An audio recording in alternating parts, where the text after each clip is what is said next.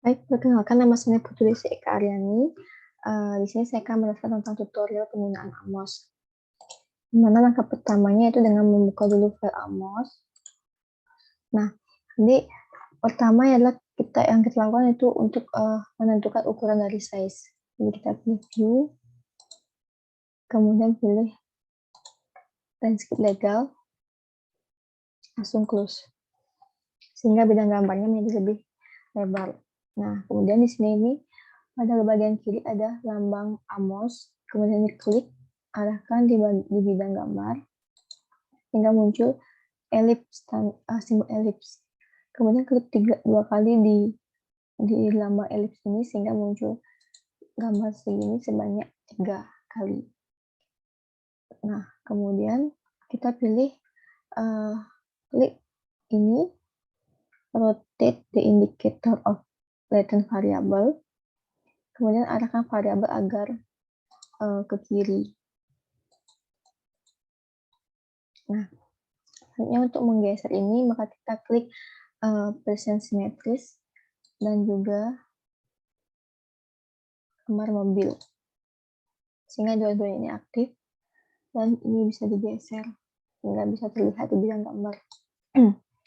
Selanjutnya yaitu kita copy gambar ini dengan cara klik yang di bawah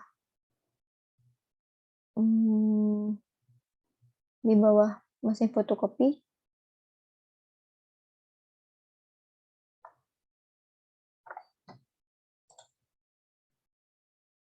Nah, sini sketch lalu mesin fotokopi di sketch-nya.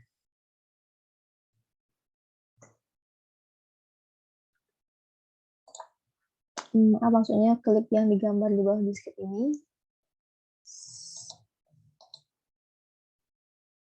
preset simetris, kemudian klik ini. Nah, setelah dua-duanya ini aktif, kemudian tarik saja. Ada sebanyak 5 ke bawah. Ya.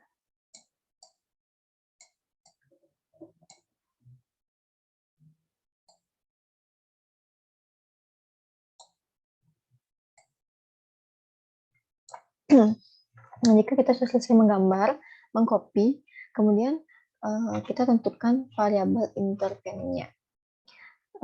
Gimana caranya? Dipendek arahkan ke kanan.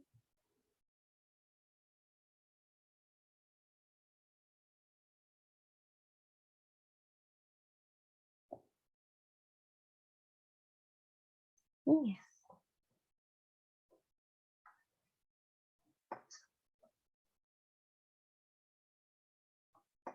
Iya sih. Kan di bagian paper kaldu varian.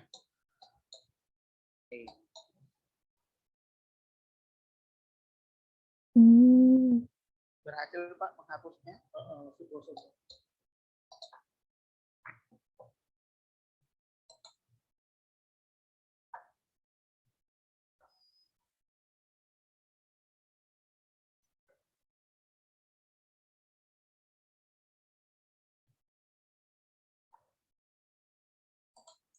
Nah, kita kemudian variabel intervensi defininya ini arahkan ke kanan.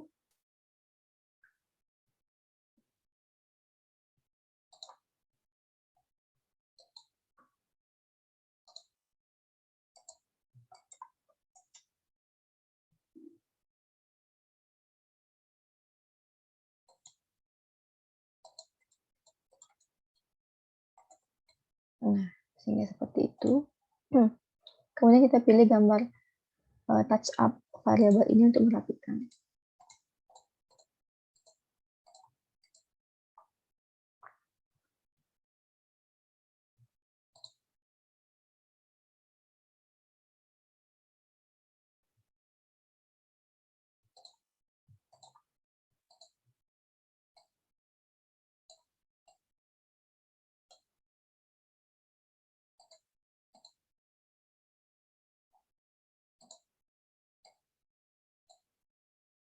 Nah,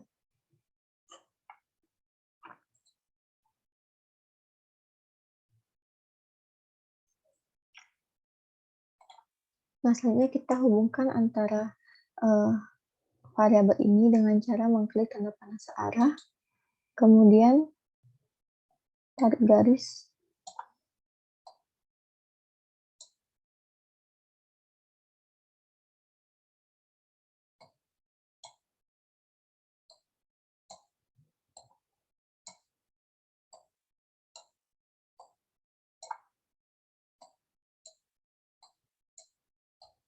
Nah, jika sudah, kita rapikan saja menggunakan simbol touch up variabel ini.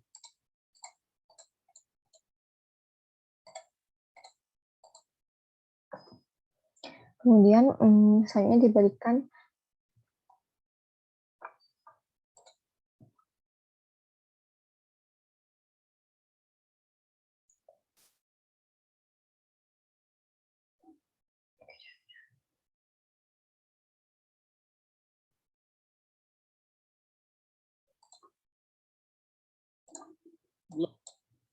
Nah, set. Ya.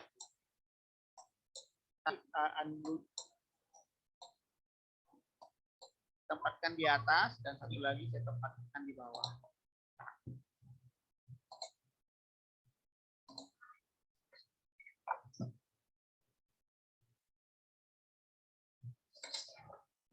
Nah, kemudian selanjutnya kita berikan lambang error dengan cara klik ini, add unique variable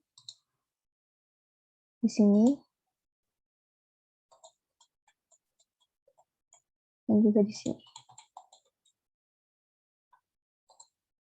Ini juga ditarik garis ya ke bawah.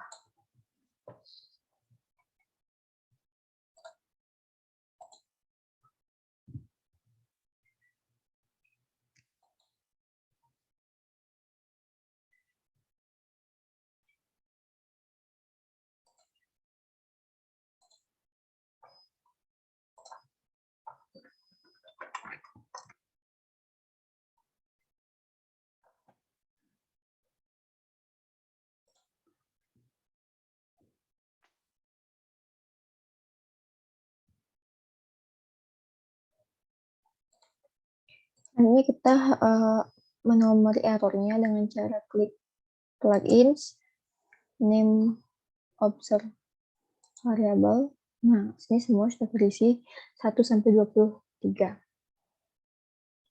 Nah, selanjutnya variabel sudah diisi dengan F1 sampai dengan F7.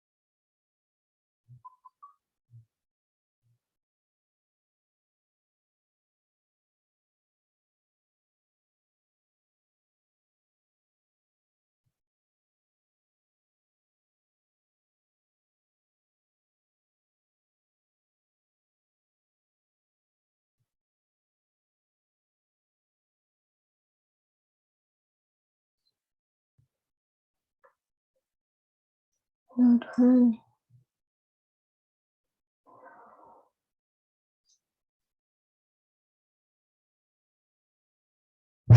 Duh. Aduh.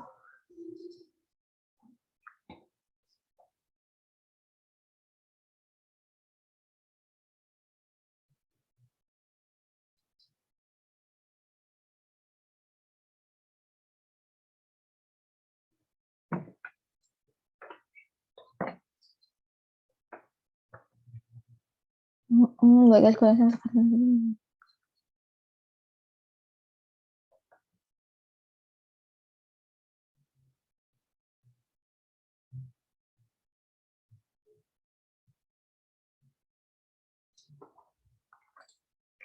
Nah, selanjutnya kita buat garis korelasi.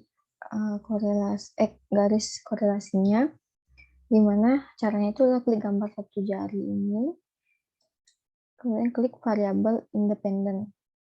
Yaitu ini. Sampai dengan F1 sampai dengan F5. Kemudian kita lanjut ke plugins. Kemudian kita drag covariance. Nah, muncul garis biru seperti ini. Dan selanjutnya kita klik gambar ini, tangan yang digenggam atau di select object untuk menetralkan. Kemudian kita klik, selanjutnya kita pilih select data file.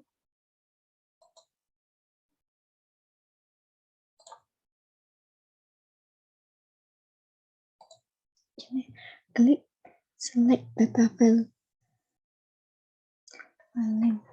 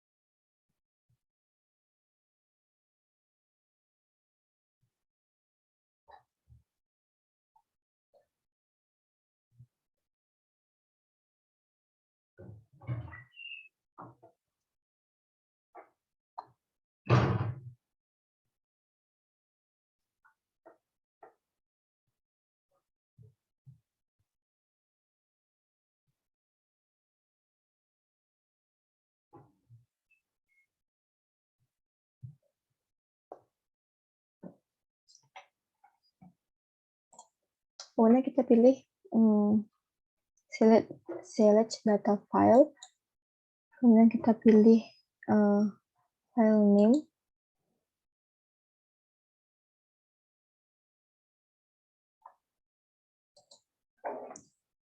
Pilih data yang disimpan dalam bentuk SPSS. Kemudian kita pilih data yang disimpan dalam bentuk SPSS.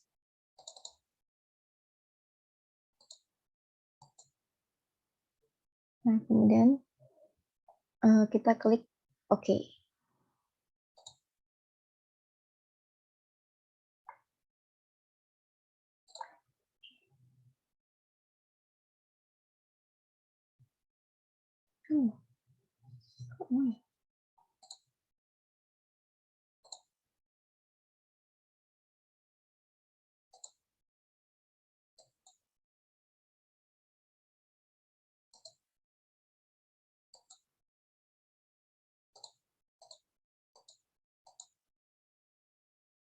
Tiga, 64. Kalau sudah ada file dalam bentuk SPSS data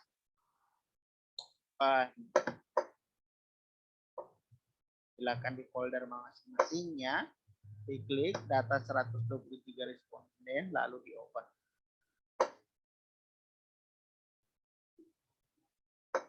Kalau sudah di open, tinggal di OK-kan, Bapak Ibu ya. Jadi pastikan datanya tadi di awal sudah diekstrak, tidak dalam bentuk WinRAR widget lagi ya Bapak Ibu ya. Kalau dalam bentuk WinRAR widget akan repot narik datanya lagi. Tapi kalau datanya sudah diekstrak sejak awal, jadi kita ketemu contoh data 123, tinggal diklik di open lalu di OK-kan.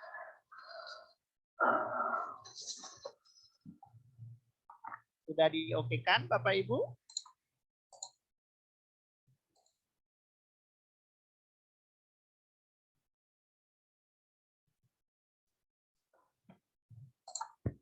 Nah, jika sudah oke, kemudian kita klik list variable in dataset.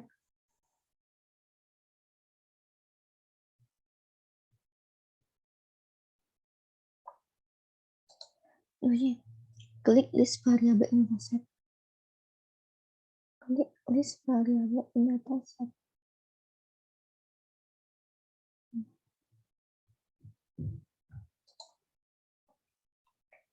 List variabel in dataset ini disimbolkan dengan file laci-laci seperti ini. Kemudian kita drag ke sini.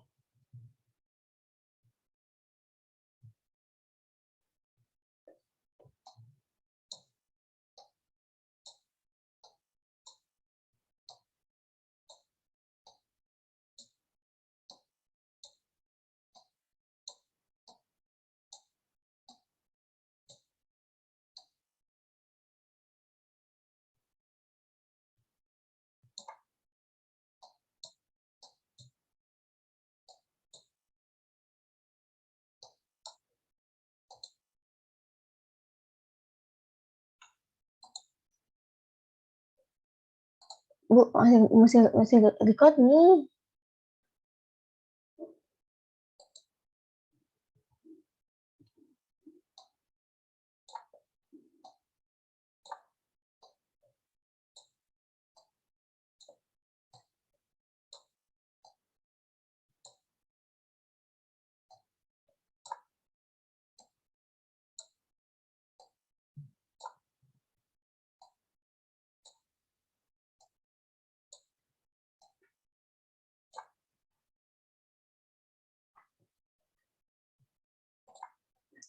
Nah, jika sudah,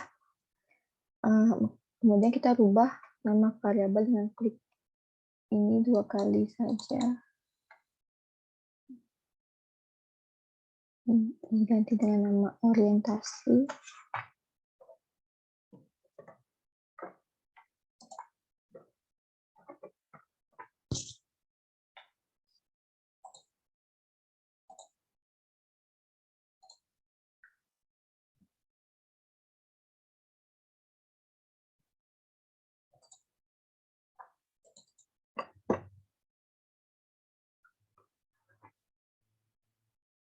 Kemudian yang F2 kita ganti dengan nama inovasi.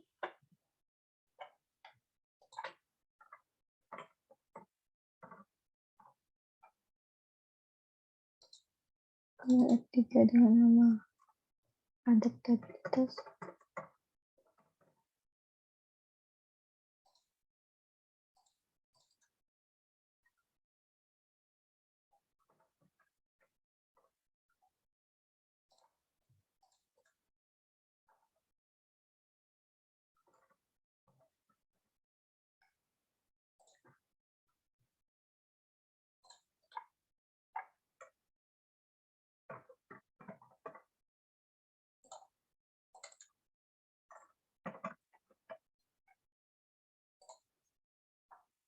Nah, selanjutnya jika sudah selesai memberikan nama pada masing-masing variabel, kemudian kita klik title.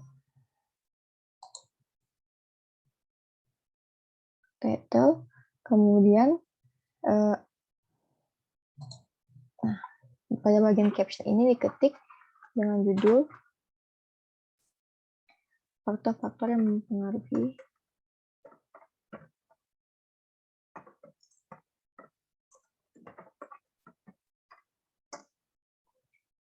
keunggulan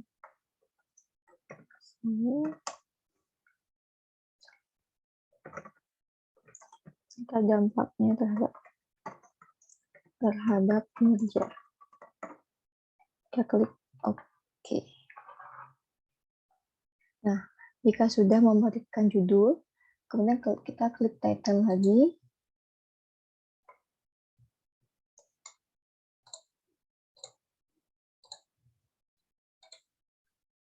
Kita klik align ini. Selanjutnya kita klik gini. Sintaknya dengan rumus goodness of it.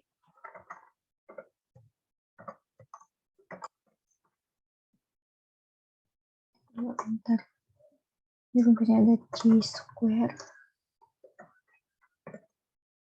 2 spasi. Sintaksnya Cmin, jangan sampai salah membuat sintak. Kemudian di enter, kemudian lanjut ke degree of freedom.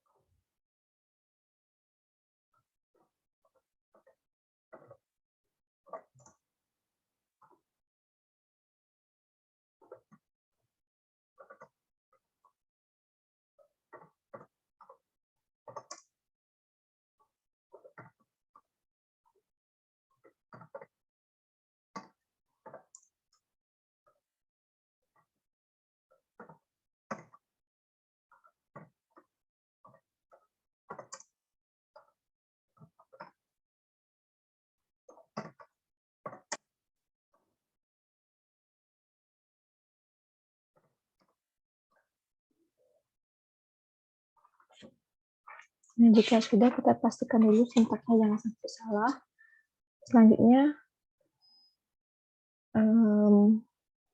font size-nya ini kita ganti menjadi ukurannya 14. Kita klik OK.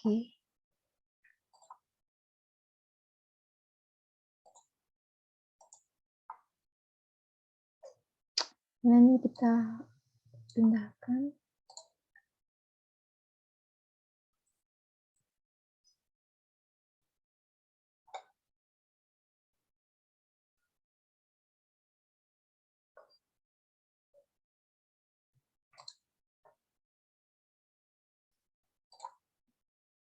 Geser dengan gambar mobil. Kita taruh di sini saja. Nah, jika sudah, selanjutnya kita simpan ini dengan mengklik file, save as, dengan nama model Amos 1 UAS.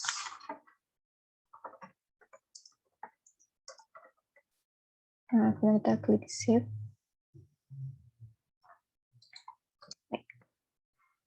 Nah, ini harus di-save dulu sebelum di-run.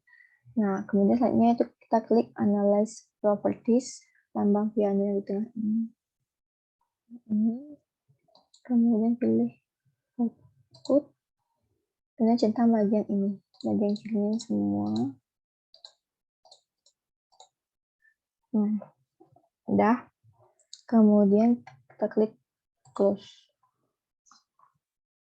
Kemudian lakukan run. Selanjutnya kita melakukan run. Langkah selanjutnya, jika run ini berhasil, maka simbol panah ke bawah angka merah yang ini akan aktif. Itu tandanya jika run berhasil dilakukan. Kemudian kalau melakukan run, kita klik Calculate Estimate. Ini. Kemudian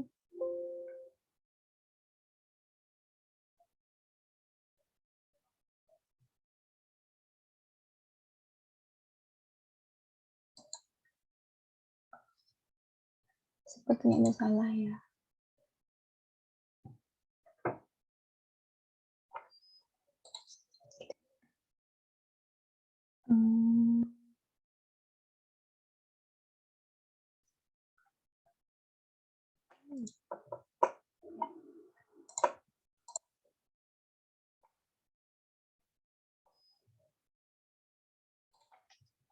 Mungkin ada kesalahan naruh nama Office 1 di sini. Coba kita run lagi.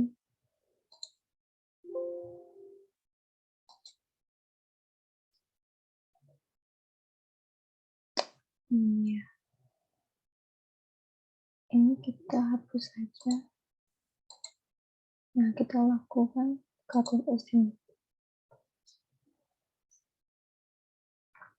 Nah, ini sudah hidup, yang merah ini sudah menyala, maka artinya run sudah berhasil dilakukan. Kemudian asumsinya run itu sudah berhasil dilakukan. Kemudian kita klik panah merah ke atas ini, maka akan muncul angka. Ini angka ini akan muncul. Kemudian selanjutnya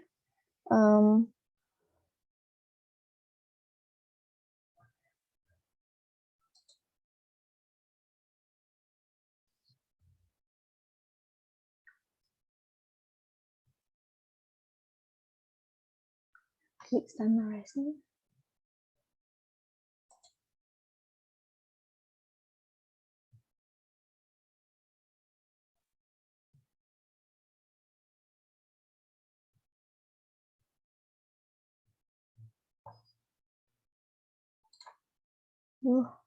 Klik standardize.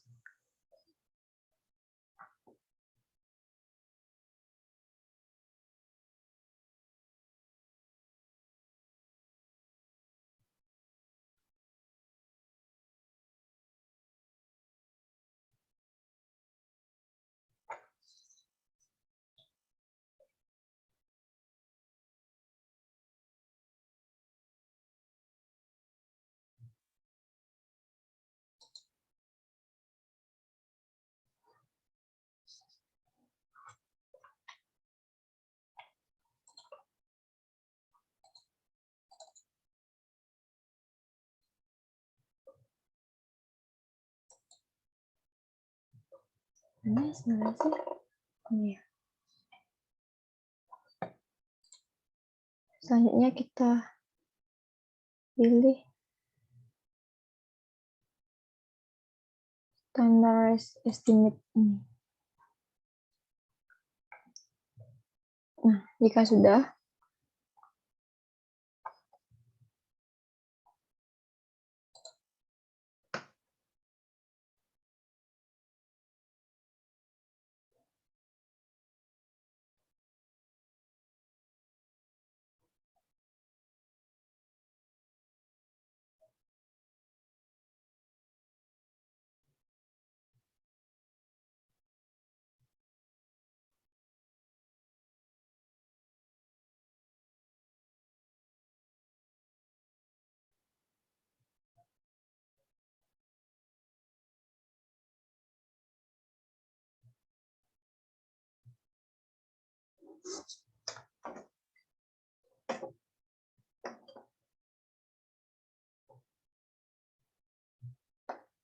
kita sudah nih.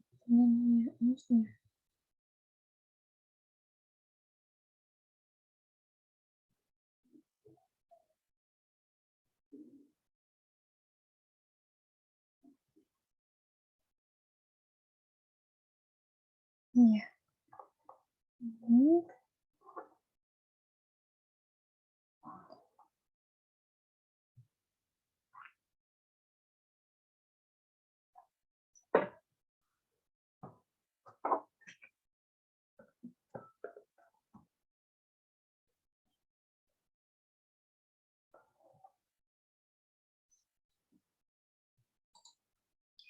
Nah, setelah kita klik standardize ini, kemudian di Amos ini kan di Amos terdapat dua kriteria. Yang pertama kriteria konfirmatory confirmatory faktor analis atau CFA. Kemudian kriteria pertama itu CFA itu adalah chi-square dibagi dengan degree of freedom. Nah, dilihat dari chi-square di sini itu 221,53.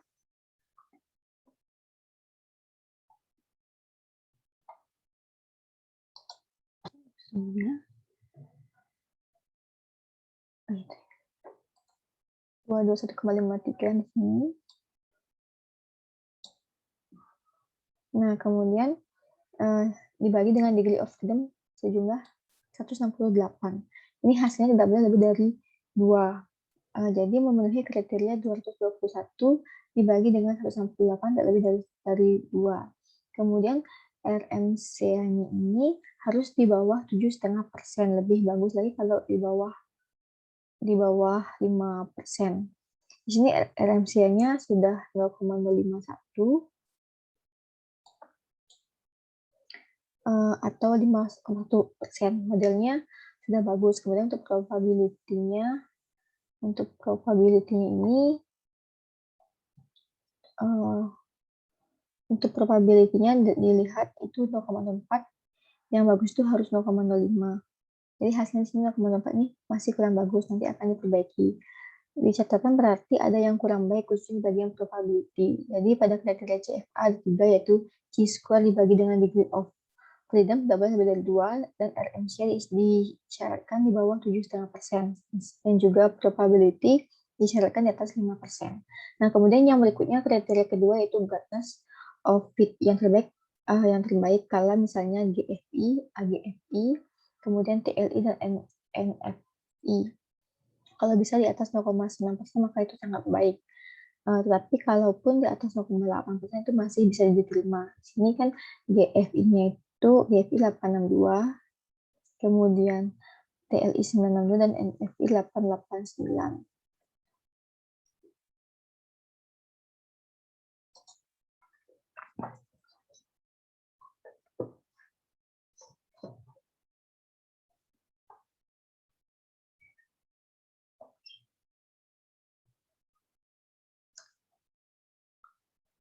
View text, iya.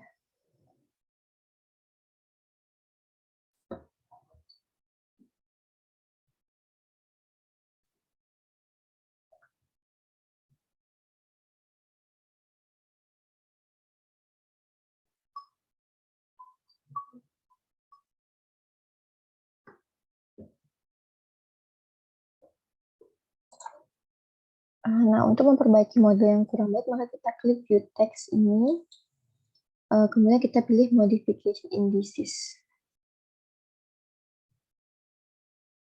Nah ini di sini kita lihat di MI.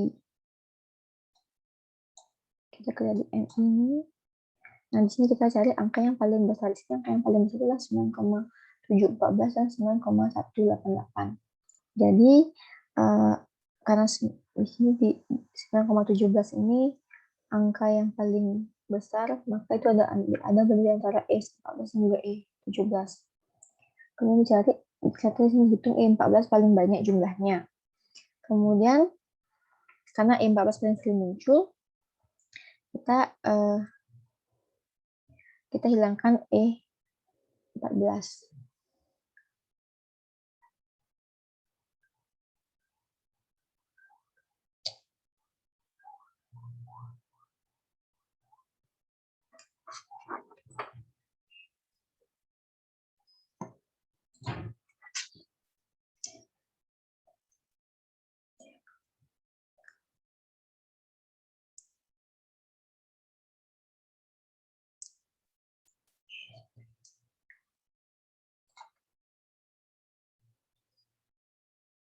Ya. Jadi di sini kan dipilih modification indices ini. Nah, setelah dihitung antara E14 sama E17 juga E9 dan E16, maka yang lebih banyak muncul adalah E9, maka yang direduksi adalah E9. Selanjutnya, kita klik minimize, kemudian pilih AL1. AL1 ini kan E9 nih. Nah, caranya klik kembali panah biru.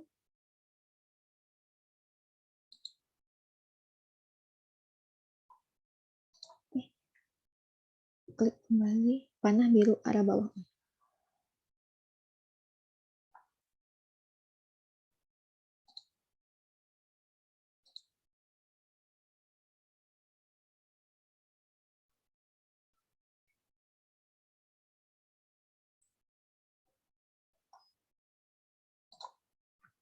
Kemudian kita pilih yang ada yang isinya ini.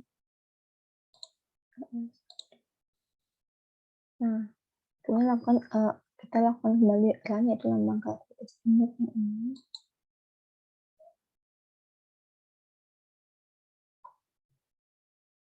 Nah, kemudian ini anak panah ke atas ini sudah muncul. Kemudian selanjutnya nah,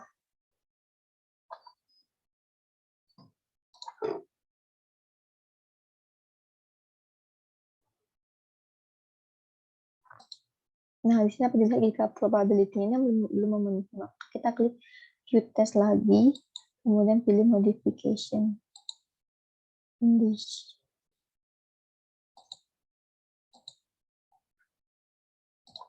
Oh ya.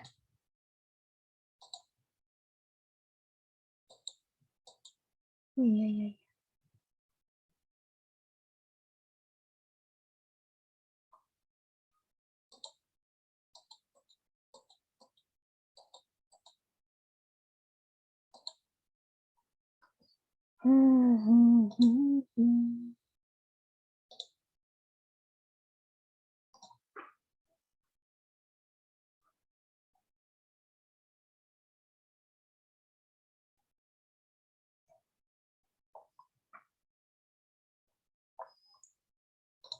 Nah, selanjutnya sudah kita lakukan itu, kemudian yang perlu kita ganti itu adalah E14-nya. E14-nya kita hilangkan.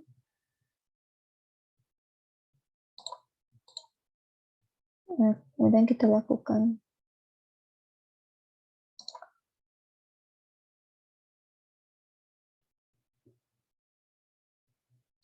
run lagi.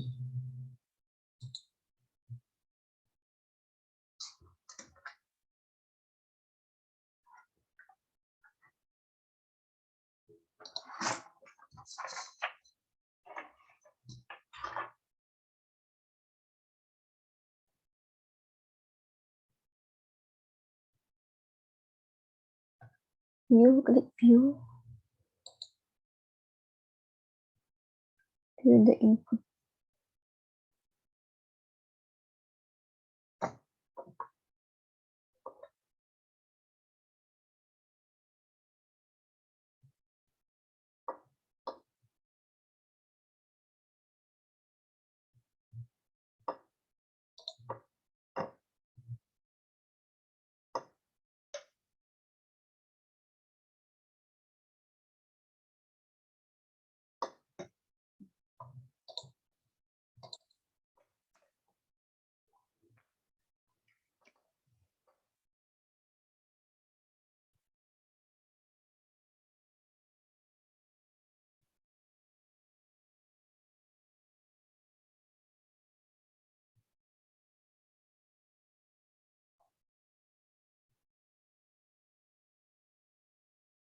Nah, ini oh ya. Ini.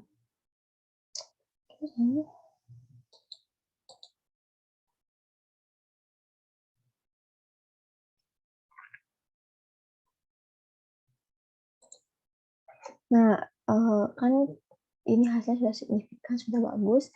Selanjutnya kita melihat mana yang signifikan sama yang tidak. Yang caranya itu adalah klik view ini. Mungkin di sini mengalami error. Jadi di sini ada nilai estimate, standard error, ada critical ratio, ada nilai V dan ada label. Nah, yang pertama itu bagaimana pengaruh orientasi terhadap keunggulan bersaing. Pertama kita lihat dulu kriterianya pada kolom P. Maka kalau nilai P, values-nya huruf P ini di bawah 0,05, itu standar atau nilai CR-nya di atas 1. 96 itu standar. Jadi kalau nilai peaknya di bawah 0,05 itu signifikan.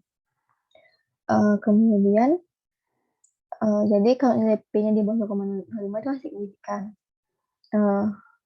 Kemudian di sini ada dilihat di celah di teks ini ada tanda bintang 3. Bintang 3 itu artinya angkanya ini di bawah 0,01%. Jadi ini setara dengan 0,00.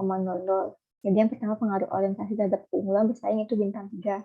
Itu artinya 0,00 artinya sangat signifikan. Jadi hipotesis orientasi terhadap keunggulan bersaing signifikan. Terbukti dari nilai P valuation di bawah 1%, 0,00. Kemudian CR-nya 6,827 di atas 1,96. Kemudian yang kedua inovasi terhadap keunggulan tidak signifikan karena nilai p-value-nya 0,576. CR-nya juga di bawah 1,96%, begitu juga seterusnya. Nah, sekian video dari saya yang mengenai pembahasan penggunaan data menggunakan AMOS. Saya ucapkan terima kasih.